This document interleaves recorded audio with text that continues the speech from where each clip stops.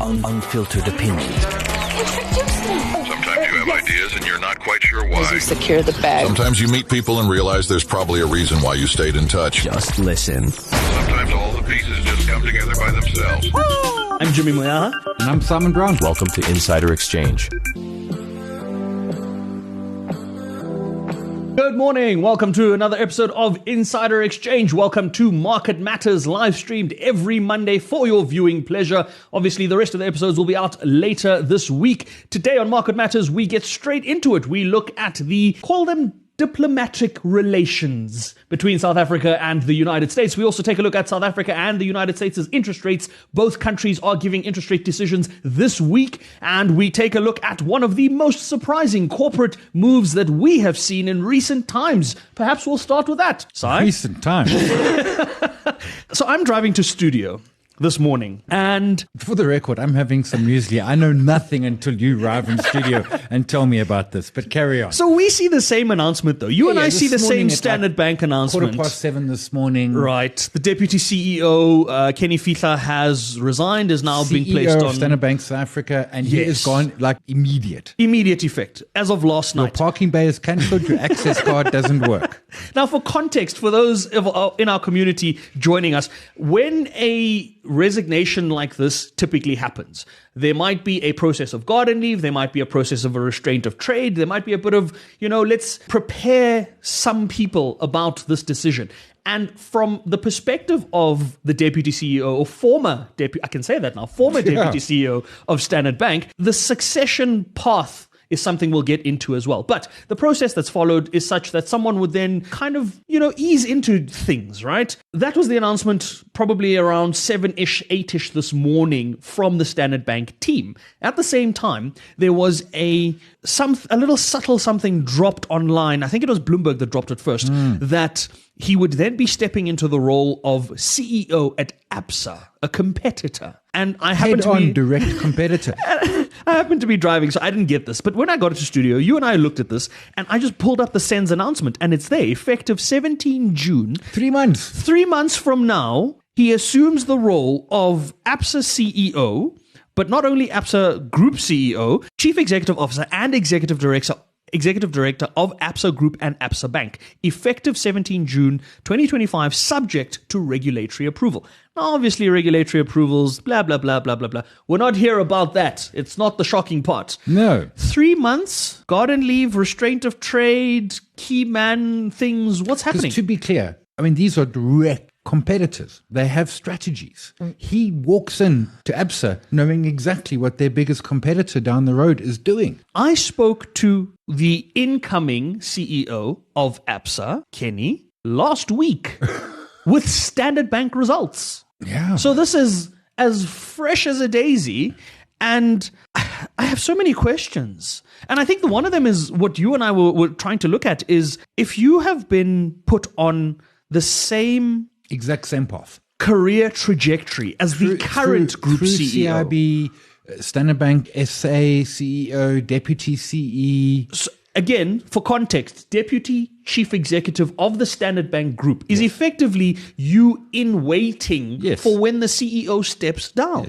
to be then appointed. Yes. Why would you leave? Absa gave him the keys to the vault. Said, help yourself. What vault? Standard Bank is the largest by assets on the continent. You don't have the vault, but you don't have the keys. Absa gives you the keys and says, whatever you can carry. No, that wouldn't help because you can't even carry that much. They must have... it makes no sense because, the man has more money than he can spend, although maybe he doesn't.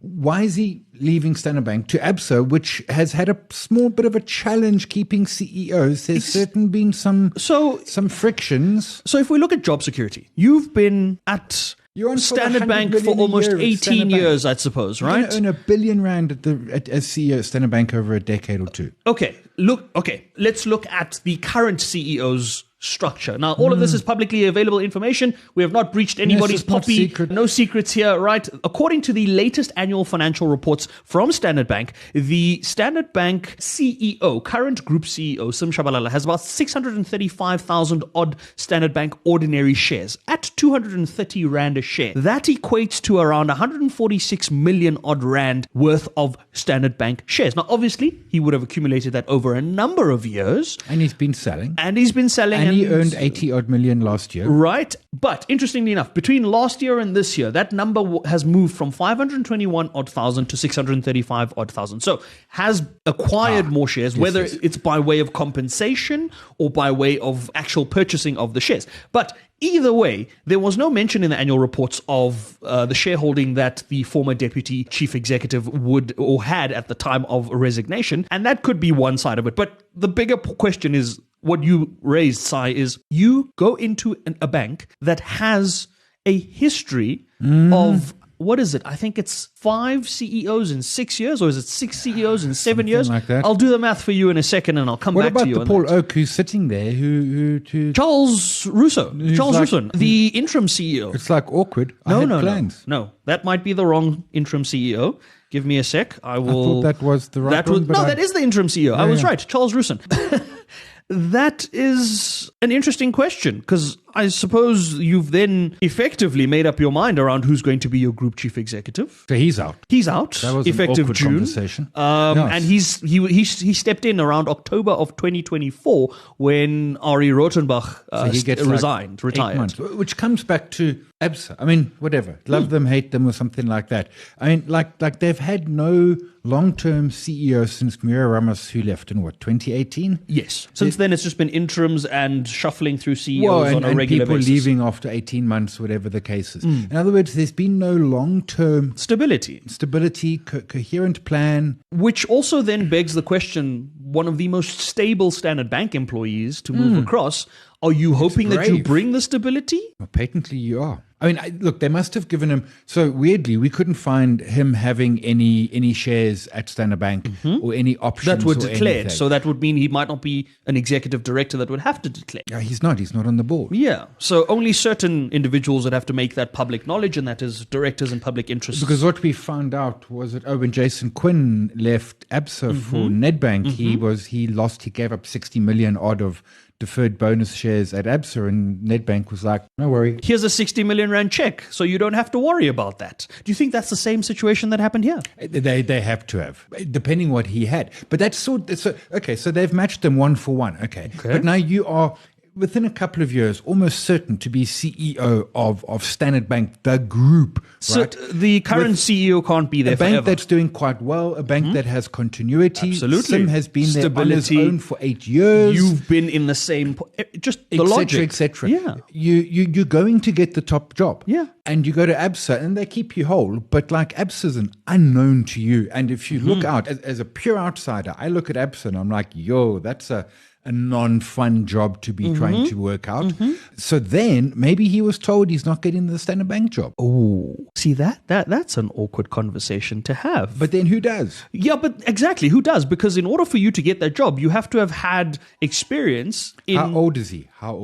The Standard Bank has a fairly, what's the word I'm looking for? Strict retirement policy. Okay, retirement policy on... On everyone. Okay. So let me see, I'm checking how 54 as of last year. So would be turning 55 this year. So even if your Standard Bank retirement policy is at 65, you've got 10 years left in you. 63, but you've got almost 10. Sim's 57. Maybe Sim has said to him, I'm going nowhere. Maybe Sim has said, Sim's 57. Sim's been there having the job for himself for only 8 years. He'll be 10 years in 27. He shared it with Ben, but let's not count that. Ben Kruger. Or what did you call it for Afrikaans people? Ben Creer. Creer. That's Creer International. Yo, I know, it confuses the heck out of me. Anyway, so maybe Sim said, you know what, dude, I'm actually going to do myself a third term and I'm going to stay until 2032. Why not? Although, truthfully, I would want to spend time with my money at this point. In which case, in 7 years' time, that oak's got no time left. Maybe it's like he got squeezed. Do you think ABSA just offered him a lot more money? Can't be about money at this point. I mean, how much more? Sim's earning 60, 80, 100 million a year. What, they offer you 150? What are you doing with that extra 50? Well, that and the shares, because we also don't know what share structure you've had. So if you're getting in on ABSA shares... I just, at this point, surely it can't be the money when you've got that much. Okay, we will reach out to the powers that be, see if anyone will talk to us about this and see what happens. We're going to move on to the... $10, no one's talking. $10, no one's talking. We're going to move on to the other matters that we said we were going to discuss in Market Matters. The wonderful, we're calling them diplomatic relations between South Africa and the United States. The United States electing to kick out our ambassador to the US the whole weekend. That's the only thing that was trending on X was South Africa should retaliate. We shouldn't take this lying down. Whoa. There was also a small matter of a Grand Prix yesterday, but I mean... Yeah, we skipped over that at some point. I did not. I didn't wake up at 6, but carry on. Yeah, but I mean, that and it was the story whole of X. South African X was just like, we can't take this lying down. And other parties were like, oh, this is what happens when you F around and find out. And Trump doesn't like South Africa. Lots of reasons why. I still think that the G20 is one of them. Certainly Elon Musk doesn't help. Certainly the farmers telling them that bad things are happening doesn't help. Trump doesn't like us. So, I mean, the best one I saw, and I forget who wrote it, it was one of those long tweets, someone who pays a lot of money to have lots to of write long characters. tweets. Yes. And he was saying, Ibrahim Rasool's, whatever you think of him, he's not actually a fool. And he probably realized the writing was on the wall. He has spent 2 months trying to navigate this. He's realized the writing's on the wall. And he not went rogue, but if you listen to what he said, he didn't say much. I mean, largely, he basically said this MAGA thing is crazy, is right-wing, and is dangerous. And I appreciate that a lot of people don't agree with that. But the whole thing of diplomatic relations is that they're not always so diplomatic. That's the point of diplomatic relations. This is only the 4th time the US has kicked out an ambassador. And like others have been like... in history. In 66, since World War II. Okay, but across all countries. Yeah, I mean, so the others are like Bolivia. Oh, we just must top 3. Yeah, so like Bolivia, Iran, and some... I mean, it's like Iran, I can understand Iran. We're in bad company here. Yeah, okay, so...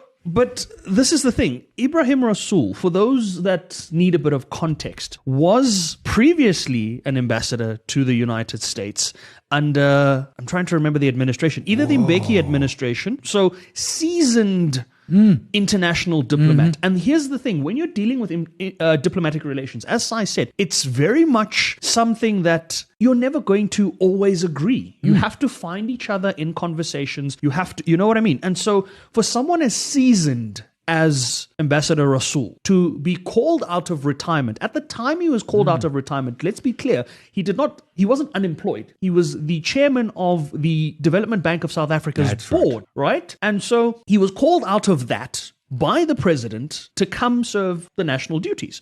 Now, someone as seasoned as that wouldn't just let emotion get the better of them in some of their sentiments that they are saying. No, he knows what he's doing. He knows how to relay conversations, how to navigate conversations, how to have difficult conversations, right? And a lot of the conversations that have happened now has been, but do we have the right international relations minister in place? Who do we send next? Blah, blah, blah. And to your point, Si, around the who do we send next, some of the conversations have been saying the United States won't accept anyone that we send next. They simply won't. Which again is from a diplomatic relations completely unheard of. But to be clear, wild stuff's happening over there. At Standard Bank and in America. But it's crazy everywhere. And I said before, I mean, when Trump doesn't like you, like he currently doesn't like Canada. I mean, we're in a weird group, right? It's like Mexico, Canada.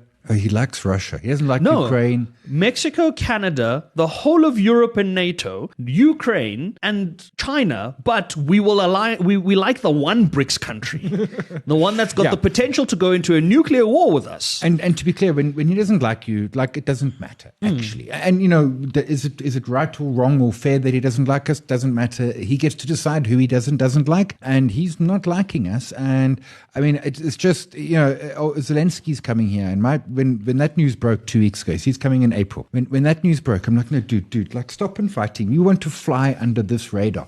We are not flying under the radar. And We stopped flying under the radar a while ago. That's what I think Rasul realized, is that like we're not avoiding this, so let's go down in a bag of flames. So he was given 72 hours, and then weirdly they gave him an extra couple of days. He's got to be out by Friday. But it's weird because it's his family, it's everyone. I mean, now I don't know what his family is. I mean, he hasn't got young kids. No. But yeah. still, so here's the thing, right? From a diplomatic relations point of view, the presidency came out and said we will engage on diplomatic what's along the relevant channels, etc., etc. Basically, we will follow the proper procedure and we won't act out the way the United States has, right? But at what point does that stop? If we are taking the narrative that the United States clearly doesn't like us, and we're anticipating we're going to be removed from AGOA, and we're anticipating that relations have broken down. Yes, they're going to take over the G20 presidency in November. Yes, Donald Trump has already expressed he has no desire to come here to fetch the G20 presidency. Post it. Exactly. So if this is already the situation and we've got tariffs imposed on us and we're already on the receiving end of the United States' wrath at this point, why then does the presidency say we still want to come to the table and sit down? Why then does the presidency still want to pander towards a country that doesn't want... Because he's doing diplomatic relations diplomatically. Is that how it's supposed to be done? Diplomatically? Okay. Which truthfully, I probably like Donald Trump can't spell. Okay, so we're doing things diplomatically. What happens when diplomatically doesn't work out? Where do we go from there? Isn't that how World War I started? They shot the oak because things were... I don't know. I don't know. I mean, like, I'm not sure. I just don't know. What does this mean for us locally? Remember, directly it means not much. It means we don't have much influence in Washington. We can get influence the other way, the more effective way, which is by buying influences. What do they call them? They don't look at me like people who go to Congress and talk to congressmen and say, please pass this bill or that bill. Come on, there's a word for it. They got things. They're called influences. They're not... Anyway, so we lack that. Truthfully, we didn't have much. It's important. We need to be in Washington and talking to the American government. But here's the next thing, right? We were about to rename Santon Drive, as I say, after a female Palestinian person, because I am not... Whatever you call her... Struggle, stalwart, whatever, but non-South African individual, yes. $10 says they closed that embassy. Now, you can't visit America because where do you get a visa from? Okay. As I said, Trump doesn't like us. That's fair. And that's something that could definitely creep up to other conversations that happen online. Was South Africa and the trade side of it from that perspective, trading partners and all of that. And I saw an interesting tweet from Clayson Munyela. He said that the United States is no longer it's not our largest trading partner. Lobbyists. Okay. You said influencers, and I'm like, the TikTok kind? Sorry, carry on. So, excuse me, Clayson says the United States is not our largest trading partner. China is first. The United States sits third. The EU bloc is second. So if we are shifting ties and we're dropping our third largest trading partner and we're leaning into this non-aligned stance of doing what's best for South Africa and blah, blah, blah, blah, blah, blah, then what's best for South Africa is to lean into the BRICS bloc, to lean into the Eurozone, to lean into Asian trade with China and Russia and everybody else, and to reestablish South Africa as the strong country on the African continent. Because at some point, we were the biggest, we had the biggest airline, biggest economy, all of that stuff. So if that's what we're doing, if that's the non-aligned approach that we are going to take, then government of South Africa, let's be brave about it. Let's stand our ground and 100%. reestablish what non-aligned means then. Because everyone's like, oh, don't worry, Trump's gone in 3 years and 10 months. Sure, but we don't know who Trump tours. We don't know if he doesn't do 3 terms. Does he ban who knows? Can we just pause there and dissect how much damage can be done in 3 years and 10 months? We're not even 2 months in. We're not even 2 months. Exactly. So I do agree with you. There is a humongous realignment happening in global geopolitics. And I think, yes, America is important, but there's now going, if it does go where there's like America and then there's like Europe and then there's like BRICS and all of that, America might not be the right one to be aligned with anymore, but it's going to be messy, noisy and painful as that transition happens. This is going to have to be be a conversation for many, many other days because we have so many factors to look at when we look at this.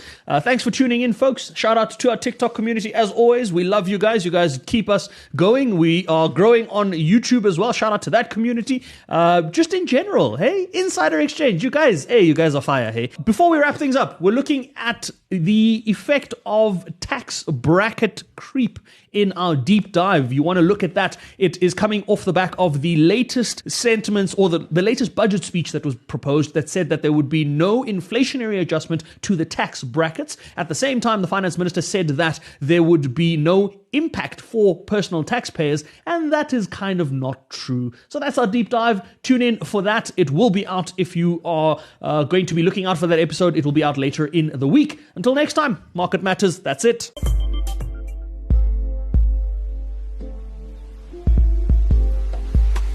In our deep dive this week, we take a look at bracket creep or tax drag. It's got many, many names, but it effectively means you earn less. Right? Shocking. Can't believe it. Pay more tax. Pay more tax. So the budget speech finally took place this last Wednesday. And in the budget speech, there was a very interesting statement made by the Minister of Finance, Enoch Godongwana, saying that there will be no adjustments to the tax brackets, but at the same time saying we are not imposing any addition. Actually, no. Let me find you the exact wording for that. I have a copy of the exact words that were said by the finance minister because I, for one, don't like misquoting people. I think that's just unfair. In the 2025 budget speech, the minister says, and I quote, "Government also proposes no inflationary adjustments to personal income tax brackets, rebates, and medical tax credits." Right? Now, the minister also then goes on to say, and I quote, once again, "We are aware of the fact that a lower overall burden of tax can help to increase investment and job creation and also unlock household spending power." Now, for a minister to imply a lower tax burden as a result of not increasing the tax brackets is a very interesting conversation. And this is the deep dive that we're getting into. This is the tax drag, or what we know as bracket creep. Effectively, in simple terms, it is when the tax brackets do not keep up with inflation. Yeah. Inflation happens every year. Yeah. It increases, whether we like it or not, it is there. And for some people, alongside inflation, you might get a salary increase. For some people, you don't get a salary increase. And we'll get to the salary increase second portion of it in a moment. But effectively, when your tax bracket does not keep up, even if you earn the same amount of money, you effectively earn less because you effectively pay more tax, whether you like it or not. And we'll give you a simple example. So we'll take the example where someone does happen to earn an increase, and we'll take an example where someone perhaps does not earn an increase, right? Let's start with the example where someone does earn an increase. Let's say you earn 360,000 Rand per annum. Round figure, cool, great. 30K a month. 30,000 a month. You are probably going to pay around 57,000, just under 58,000 in taxes, right? When you've paid that, your effective tax rate sits at around 16%, so 15.9 odd percent, right? Assume you get a 5% increase for the next year and a 5% increase for the year after that. The first 5% increase takes your salary up to 378,000, and the tax you would then pay on that without the brackets adjusting is now 62,000 instead of, say, 57,000. So instead of 57.5, you're at 62.5. Effectively, you're paying an additional, so your new effective tax rate rather is 16.55%. So now you've gone up in terms of the effective amount of tax you've paid just for earning that increase because the tax brackets weren't adjusted. I'll leave it there. You get the idea. You have less money in your pocket and there's more money at SARS. There we go. Whether you are paying more money or not, here's the other caveat to that. What happens when your salary increase throws you into an entirely different tax bracket? So, I mean, and here we're not even talking about that. So it depends. I mean, it's the way it works, right? So the way the tax works is, and I haven't got the exact numbers here, but let's say it's up to 270,000. So you pay X amount Rand value up to 270 and then a percentage above, anything above that. And then you hit the next bracket and then you pay that base and a percentage above. Absolutely. So if it pushes you into into a bracket, it's not that your entire tax suddenly goes up, but all that new money does go up. So if that pushes you through a bracket, let's say you got a promotion and from 360 you went to, I don't know, 420, you got a big increase because of the promotion. Well, then sorry for you, you're just going to pay a lot more tax because of it. You could effectively end up not enjoying any of your bonus because you could effectively end up paying more tax. So let's say you were It wouldn't take it all. I mean, it would take most of it such that it doesn't make sense, because if you're at the ceiling of one bracket to then move up into a bracket and be at the base of that other bracket, you're effectively, one, paying more in the residual side of it, but sometimes on the first portion of the tax as well, that goes up as well. So you could find yourself earning pretty much the same that you were earning prior to the increase, and then does that make it worth it? Sure, but it's not going to. Our highest tax bracket is 45, so you're never going to get less than half of what your increase is. Fair. I mean, does it make it worth it? I mean, I don't know. I mean, we were talking earlier about how much money do you need. I think for the average person watching this show, more money is good. When you some shabalala, less so. But for you and I, for the average South African out there, yeah, and it is. I mean, so it you're effectively paying 26, 31, 36, 39, 41, or 45. You were paying 41. It pushes into new bracket. You're only paying 45. It's not the end. It's a big number. Okay, so I've got the brackets, right? Yeah. So let's go with that 360 example once again. Yeah. From the 360 example, you would have been paying 26% on anything above the 237,000 Rand that you would have been earning. This is according to SARS, by the way. We're not making up these numbers. This is on the SARS official website. If you then get bumped up to 378, you effectively are now in a new tax bracket where you are no longer being taxed 26% of income above 237,000. You are now being taxed 31% of income above 370,000. Now, granted, your income above 370,000 might not be that much. It might be only that 8,000 excess there. But your base tax, being the amount prior to that, was 42,678 at that first bracket, is now 77,362. Right, so that is call it a 35,000 Rand difference in tax, right? Over 3,000 Rand more tax per month over 12 months, effectively, is what you are then paying just on the basis that you've been moved into a new tax bracket. So yes, you will see 18,000 Rand more in salary. You will pay 3,000 Rand more in tax on that. You will also then pay 31%, so an additional 5% on the excess between the 378 and the 370, so the additional 8,000. So yes, you do still earn the money, but if we simply adjusted for the tax brackets to avoid bracket creep, and said we're adjusting the tax brackets by inflation, then your 5% salary increase, if an inflation-adjusted increase is a 5% increase, leaves you in the same bracket. In the same place. And if we go back to what we were doing in the aughts, where what he did was he actually adjusted them more than inflation. So you paid less tax, money into people's pockets. It's a very sneaky way of taking money out of people's pockets. Yes, because this particular adjustment or non-adjustment will cost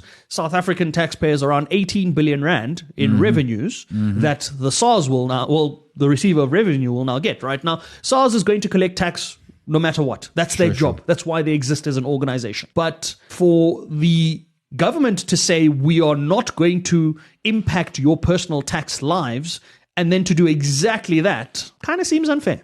Yeah, 100%, and misleading. And this is the second year in a row they've done it. Yeah. They did it last year too, last budget as well. Yeah. And sometimes what they do is inflation's, 3%, so they only change it by 1. So they a bitty creep. But the last 2 years has been, and to be clear, this year inflation is low. Last year, inflation not so low. Exactly. And so and I doubt we also, the years when our inflation was up at the 7s, I doubt we got 7% bracket changes. We didn't. We're being squeezed. So we'd always been squeezed for the longest time.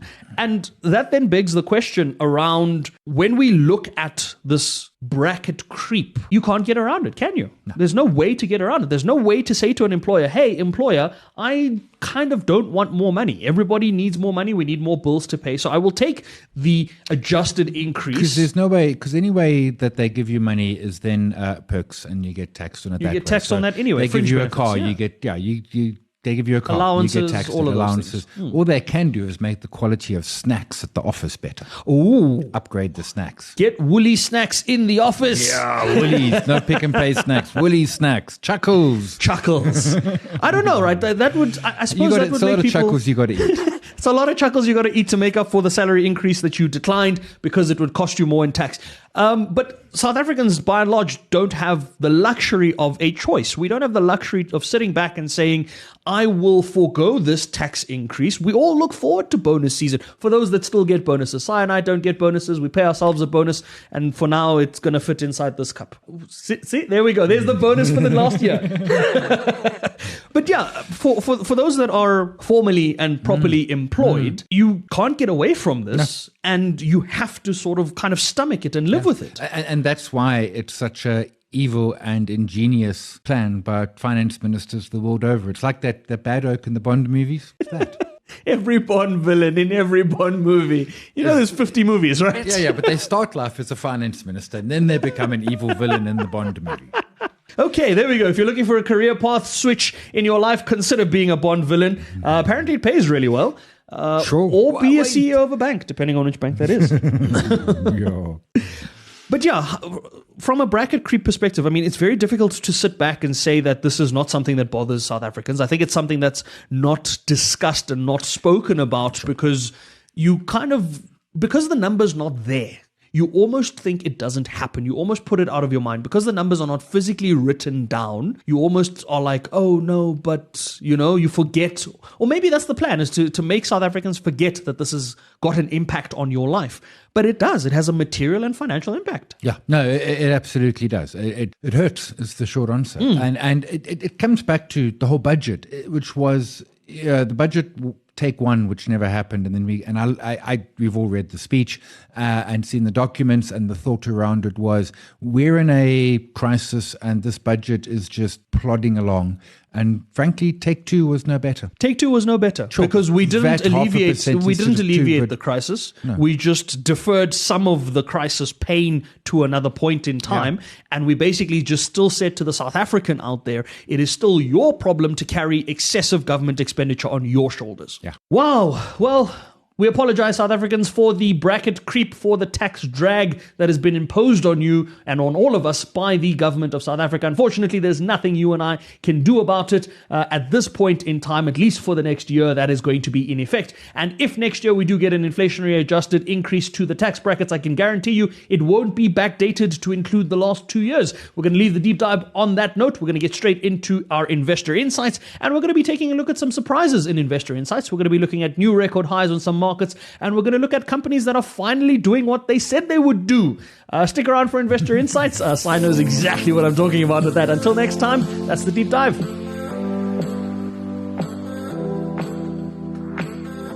And we wrap things up with Investor Insights this week. We are taking a look at the gold price reaching all-time highs, clocking above $3,000 a fine ounce. We're taking a look at the favor that is being found once again in European stocks. We've had this on our show as well. We're taking a look at Renogen. They've come out of the woodworks to give us some good news as well.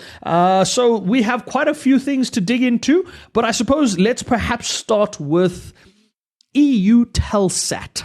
Yeah, so I was listening to a podcast, and I mean, we appreciate the meltdown at Tesla, which is, well, no, look. Gotta love a good meltdown. In part, the meltdown is because... Self-imposed, say it. Yeah, but no, look, some of it is they haven't had a refresh in a long, long time. And there is apparently, I think the Model Y or one of them is getting a refresh this year. If you speak to car nerds, I'm not one, they'll tell you that thing just looks old. Okay, fair enough. So what you need then is that. But the next one is self-imposed. I mean, it was, what was it, 7 years ago, Tesla was the top LGBTQI stock to work for in America or California or something, because that was your demographic. Unfortunately, when you pivot your demographic to Nazis, there's just not many of them. So sales in Germany are down 74%. Sales in France are down 60%. I mean, it turns out there's more Nazis than you thought, but nonetheless. So there's an absolute collapse there. Now, that's Tesla, and they did an infomercial at the White House, which was quite cringy. Oh, and a red Tesla, I saw that, yeah. It was quite ugly. But anyway, be that as it may. but now we're starting to see, so that's directly Elon and Tesla and Doge and Trump and his going into politics. And speak to any CEO anywhere in the world and they will tell you, keep your politics out of business. Because you're going to upset half your customers. Don't do it. Anyway, but then I started to think to myself, but what about the Starlink fallout? Now, not so much sending rockets because there's not many who can do it. In fact, it's only them, and NASA tries, Boeing tries, Blue Origin. No one else is tries. really interested in living on Mars at this point. I don't think. Just general rockets into space. There's not much else happening there. But the Starlink is the biggie. So I went looking for there are alternatives, and there are alternatives, and they are what's the word? They are sort of snapping at heels. I mean, we've had one of the government departments in Canada cancel a Starlink. Now they're going to want options. There is Blue Origin has one, but it's very small. What you find is that they're mostly more regional, whereas Starlink really is pretty much the planet. You say Canada cancelling Starlink, and again, this speaks to the self-imposed side of it, right? There was a very interesting tweet or post on X, right, on the platform owned by the owner of Starlink and Tesla and X. Right. On the platform, conspiracy theorists puts out a statement saying that one of the businessmen invested in the New York Times, one of the Mexican businessmen invested in the New York Times, worth around $70 billion US. Carlos Slim. I think so. Carlos Slim. That gentleman is apparently linked to Mexican drug cartels. So someone puts this up on X. Following that, the owner of X retweets this post. And Carlos decides, you know what? I'm going to approach this from a diplomatic Cyril Ramaphosa perspective and cancels $20 billion worth of Starlink contracts because you implied that I'm may or may not be linked to this. And as you said, what's business and politics? Keep those things far apart. Now, whether or not Carlos Sim is involved in the Mexican drug cartels, we don't know. We don't live in Mexico. But for you to imply that what anyone says is just the truth because you are now in the position that you're in. And I think this is something that Elon needs to be aware of.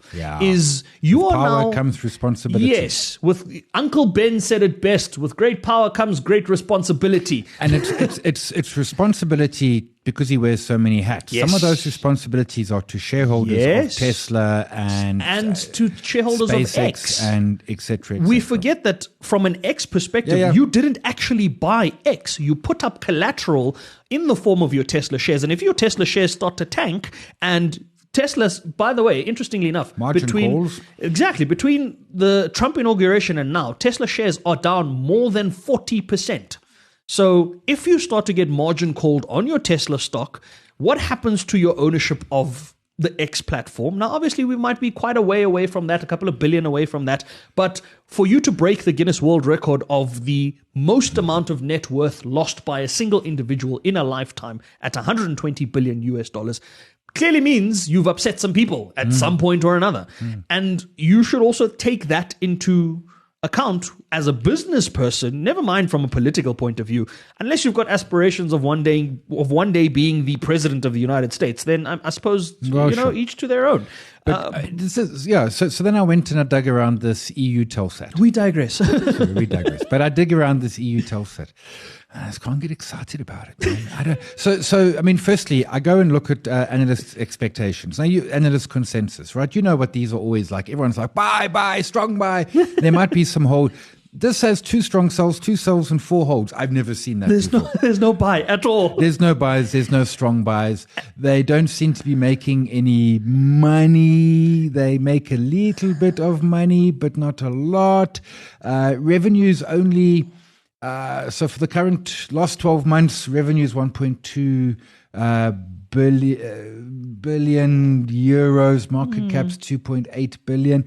I thought I had ourselves a really like exciting little business, and then I dug around and I'm like, Not so much. Which is interesting because it trades at a discount to price to book, and maybe it's because everyone looked at it and said, "Guys, you can't beat Starlink." yes, And but now everybody's saying we need an alternative. Because to be clear, when you look at the price graph, I mean, it's 1 month move is 325%. Year to date, it's up 160. Interestingly enough, when I look at the wall that we had Tesla already in an alternative space because we had said we like alternatives like BYD and all of that.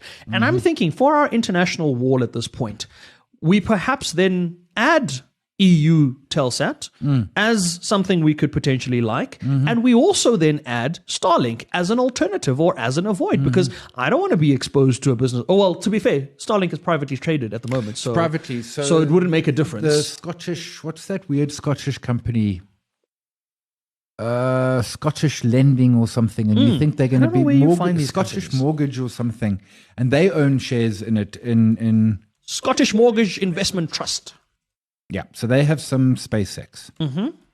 I think last time They I do. checked. They have 7.1% of space exploration technologies. Yeah. Okay.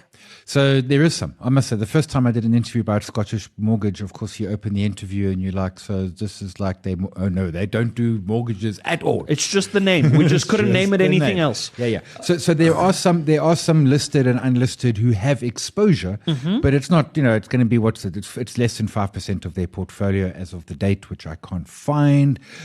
So they also hold 2.7% of ByteDance and 2.7% of red Ferraris. What are red Ferraris? No, just normal Ferraris. Okay. It's just the pictures in red. I know you're upset about colors on No, Ferraris. I was quite excited. I thought I could buy Just the red ones, not the yellow ones. No, sir, you have to buy the whole company. So yeah, they hold about 7% of SpaceX. Is EU Telsat tradable at the moment? It's got liquidity. It trades in Paris, trades in the US. It's around. It's out there. Okay, Code there you is go. ETLE. ETL. ETL. If you guys are looking for an alternative to Starlink, which isn't really listed, perhaps that's something worth considering. I want to get into the gold price in a second, and perhaps we should do Renogen first. Renogen has been on the receiving end of some very colorful comments by a gentleman named Albi Soleris on X. And with reason, of course. I mean, having gone through the numbers he's gone through, he's seen that the business comes from a not so viable position and didn't believe in the vision or the story that the CEO Stefano Morani was selling. And this has been very publicly made aware or been made public knowledge rather. And they finally started producing liquid helium. Yeah, and I just want to say, I mean, Albie's great and he does good stuff, but the way he was trying to dissect and trash this story was just bogus. I mean, he's like, oh, but the DWAs are only 31 kilos of helium, and they're promising 75. It's like, dude, you're reading what's not here anyway. Park that aside. Yeah, like helium. Like how many years late? So I had Pierre so many Nyama years on late. this morning on my other show, and he reminded us that in 2016 they signed a deal with Afrox to provide helium in 2018. So we are almost 10 years late. Yeah, we are very late. Greater part of 5 years, more than 5, less than 10. Phase two, when I was at the plant, just a disclaimer, I own some shares and I've been to Virginia. When one of my trips to Virginia, phase 2 was set for completion in 2026. And I was like, yo, look, it is hard doing that sort of thing. Make no mistake about it. It is hard. They are very late. They still can't directly fill the main storage container. They've got to do little ones. That is far from ideal. They still have serious technical challenges. Yeah. And I think that might be linked to their cold box issues that they've had in time. This should have been producing, even just at delayed things, it should have been there towards the end of 23. Instead, here we are in 2025. That said, it's a big deal for Renogen. It's a big deal for Stefano. It's a big deal for South Africa. Let's be clear about that. Do we like them enough to have them on our wall? I know, as you said, both from a disclaimer point of view, both Sai and I have bought some Renogen shares. We've both commented on this in the past. Yeah. We've all been frustrated by the lack of helium production. No one's disputing that. Do we like them enough for them to get a spot on our wall just yet? Or do we want them to fix the cold box stuff, to fix everything else, and then we'll like them? The share price has taken the biggest knock. At some point, it was holding steady, probably around the 10, 11 Rand mark. I think when I last looked at it, we were closer to 3 Rand. It got to 3, it's now 8.28. Oh, we're back at 8. Okay, so do we like it enough at 8 to add it to the wall, taking into account all of the challenges they've been through and the fact that they still need to raise a lot of capital and that US listing is not happening anytime soon? No. There we go. That's the honest truth. I love it. For and now, I hold it, but for now, it doesn't make the wall of our preferred picks. It's going to go on our avoid section. Maybe they can claw their way out of that. Maybe we'll see improvements from their perspective there. What is also on our wall that we've recently added is Euro Stocks 50. That is, we put it in easy money. I think we put it in like it. We really do like it. We don't think it's yet blue chip, but it is definitely something that we really, really like at the moment. Let's go to the gold price, because that's just $3,000 an ounce. We spoke about this. We had Moshima on the show. I don't even remember when we said it was going to happen. I didn't think it was going to happen last week, but it did. Yeah, suddenly it was Friday morning. Every morning I wake up bright and early. I go have my coffee and smoke in the balcony, and I check how the US did, how the Rand, and how gold. And the US had collapsed on Thursday night. That was fine. No, you were happy with that? The Rand was doing what it does at the moment, which is nothing, which is weird. And gold was at 2,999.80. And I'm like, guys, I got a show in 2 hours. I need you to get above 3,000 because I have a headline. I have a headline. Man, I hadn't finished my coffee. There it was, 3,010 cents. There's your headline. No, I mean, again, a lot of this I don't think has to do with anything other than the risk sentiment that the White House is putting out into global markets, number one. And number two, if you look at the valuations, right? I saw something interesting where someone said that all of the gold that has been mined in the world equates to around 17 trillion US dollars in terms of value at current prices. At the same time, the top 10 companies in the United States equate to about $16 trillion in value. Gold is an actual tradable commodity with a use case. And we're talking all the gold that's been mined, that's also been put into jewelry, that's also been traded, that's sitting in vaults and all of that from central banks. All of the gold that has been mined on the planet up to now is worth a little more than the top 10 US companies. And someone then poses the question, but then should we not be revaluing and re-rating gold to its actual worth? How is it that companies that have effectively an artificial valuation, because that is what it is, it's a numeric value assigned to it based on whether we agree with your financial projections or not, how is that equating to something that has physical value to it that we've been able to articulate? So the short answer is, at $3,000, gold is cheap. There we go. At $3,000, gold is cheap. You know what? I think I want to get an estimate on where a fair value should be for that commodity. Yeah, so they do weird stuff. Like you could buy a suit for half a gold coin in Paris in 1422, and you can still buy a suit for half a gold coin in Paris in 1422.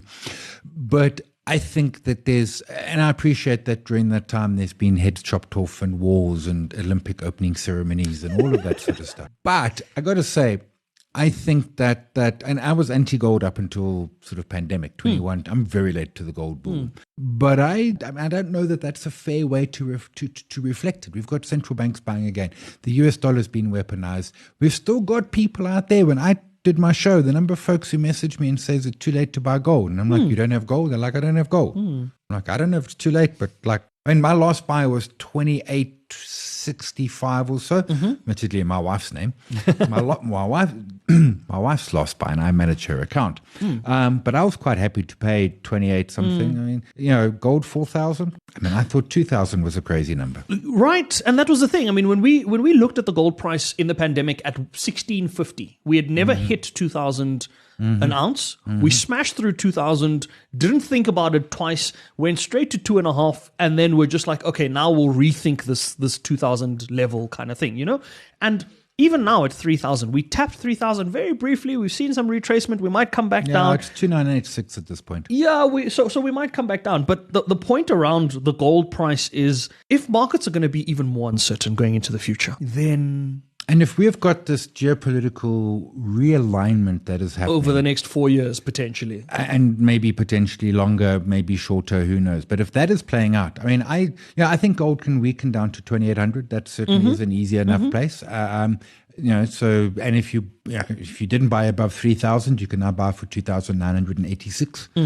But I think there's still legs in gold. For those that are looking to see what a gold chart looks like, I'll give you a free crash course on that. It's Sai's favorite chart, bottom left, top right. That's where we're going to leave the show.